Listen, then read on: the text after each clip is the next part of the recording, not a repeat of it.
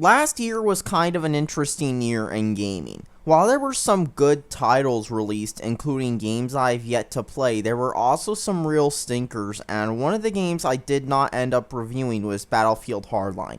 When the game's beta was out, I played it and I didn't like it. And then after the delay in second beta, I played it and still didn't like it. So now it's been over a year, and I still had mostly no intention of playing this game, so why am I reviewing it now? Well, first of all, Battlefield 4 launched broken unplayable and was later made into a great video game.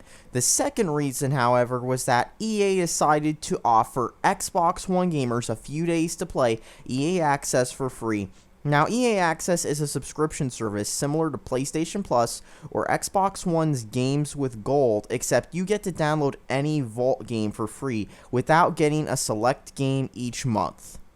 So I decided to finally try out Battlefield Hardline since it's one of the games on the service that I do not already own either on the Xbox One or on another platform, and well, here are my thoughts on Battlefield Hardline. Now, to understand why Battlefield Hardline was made, you need to look at the first-person shooter landscape in general. The modern war-themed shooter genre is all burnt out. EA's Medal of Honor series ended up being canned after the 2010 reboot and Warfighter were duds. Battlefield 4 had that very infamous launch where the game just flat out didn't work, and after Modern Warfare 3, Call of Duty has been consistently trying to reinvent itself with the near future of Black Ops 2, Advanced Warfare's exo movement mechanics, and Black Ops 3 ignoring everything Advanced Warfare added in favor of slower jetpacks.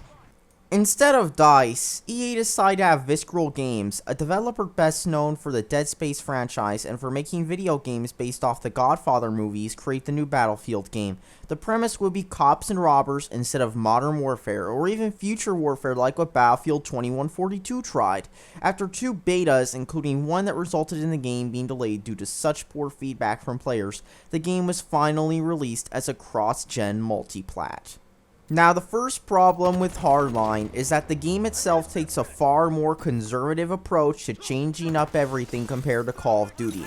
Now, while Call of Duty took risks and used the settings as an excuse to introduce new gameplay mechanics, Battlefield Hardline does not do this. Instead, its new gameplay mechanic is trying to emulate Modern Warfare 3. You can kill enemies a lot quicker and you die a lot quicker. You better hope you can see your enemy first, and be sure you're the best aim on Xbox Live and have the best connection, or else you will die. Maps are also now the size of a 3x3 cardboard box, but they still have plenty of areas for you to camp in. Destruction is mostly eliminated from Hardline, while in Battlefield 4 you could watch a skyscraper collapse. Buildings can take damage from grenades, rocket launchers, grenades that can start fires, vehicles crashing into them, and they still won't collapse. Even Bad Company 2 on the Xbox 360, which is an old system, had more intense destruction in this game. And also, somehow a van can take several rocket launcher blasts to it and not explode.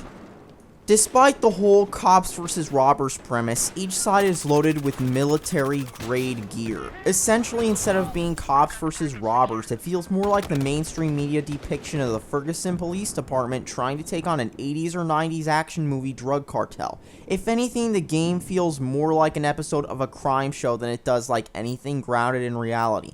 Then again, I guess some focus group at EA said that reskinned Battlefield 4 gameplay would outsell a straight-up tactical police game. And yes, those games do in fact exist, and you know the developers of BioShock, they made one years ago. This also makes it harder to enforce a player's suspension of disbelief. It's one reason games like Halo are set in the future, as it explains away the ability to fall without taking damage, and the ability for your shields to regenerate similar to that of a typical sci-fi spacecraft. Yet here you have cops and robbers armed like they would be if they were a military or military-style group. This is something you'd expect to see in Counter-Strike, a game where terrorists battle elite counter-terrorism forces, and not in a game that involves cops fighting off robbers. Even sandbox games where you can cause chaos, like Grand Theft Auto and Saints Row, are more realistic in this regard, as you'll usually see more and more over-the-top forces sent after you, such as the military, instead of just pistol-wielding cops. The 4-class system from older Battlefield titles returns, even with sniper rifles and whatnot, because, real criminals are tactical snipers with rocket launchers using helicopters as a transportation method. Oh wait, that sounds more like ISIS or an action movie cartel than a bank robber. Similar to Call of Duty, you are finally now able to have more than one class slot. However, you need to unlock 4 of them, and the 5th one you have to pay money for by buying Battlefield Hardline Premium. You also get Commander Mode in Hardline, except it is now called Hacker and it has been watered down, of course. For example, you can no longer call in airstrikes and whatnot, but then again, that's to be expected considering the setting of the game. The driving mechanics are similar to that of Battlefield 4, however now your car has a radio blasting out licensed music from groups such as The Clash, Ted Nugent, Death from Above 1979, Death Grips, Run the Jewels, A Tribe Called Quest, Public Enemy, and of course KRS-One, best known for the song Whoop Whoop, that's the sound of the police. In other words, it's the typical EA soundtrack. Some older music you likely know and have heard at least once somewhere, remixes of older songs, and hip and trendy modern music from newer groups. The game adds several new game types, which feel like ones ripped straight out of other games, just now with a cops and robbers theme to them. For example, the game features clones of Counter-Strike's Hostage in VIP modes, and Halo Reach's Invasion mode. An original mode is Blood Money, which involves 2 sides grabbing money from a money pile. There's also a new original mode where you have to steal cars and drive them around in circles really and get money, and that's all you do in it, and people just end up using that mode to farm money. The game also features a Conquest mode, which is exceptionally terrible in this game due to the small map sizes. Graphically, the game is very similar to that of Battlefield 4. While the game runs at a higher frame rate, the graphics are the same at best, and at worst looking worse in some areas. After all, it does run on the same engine as Battlefield 4. As I mentioned earlier, destruction is something that is barely in the game at all, and the maps feel like something you'd find in a Quake or Unreal Engine based game, as they are mostly static and the most destruction seems to be in objects such as doors and paintings on the wall instead of buildings. Feature-wise, the game is also very similar to that of Battlefield 4. Nearly every multiplayer feature except for the now discontinued mobile app makes a return, including battle packs, battle log, player-hosted and official dedicated servers, and more. This also means that one of the most well-known features in Battlefield returns as well. Let's just say you joined a server and you're minding your own business, playing the game the way it's meant to be, doing whatever. Then suddenly you get kicked back to the main menu with a message saying that you have been kicked by an admin. That's right, thanks to the fact that player-hosted dedicated servers return, this means that admins with power trips can kick you, disrupting your game. While this doesn't seem like a big problem at first, considering EA's track record of taking off official dedicated servers for older Battlefield titles, this is going to hurt the game several years on down the line. And if you want to know what I mean, just take a look at how many knife-only, crouch-only, or tactical MLG servers there are for the PC version of Call of Duty, or how many Halo PC servers feel like you jumped into a modded 10th Prestige lobby.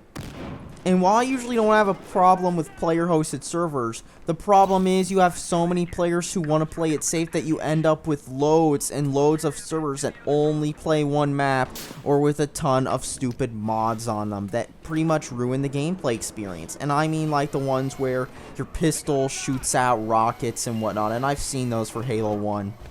All in all, Battlefield Hardline is just another shooter to leave in the bargain bin at GameStop. Don't take my word for it, because Battlefield Hardline's population is consistently far lower than that of Battlefield 4.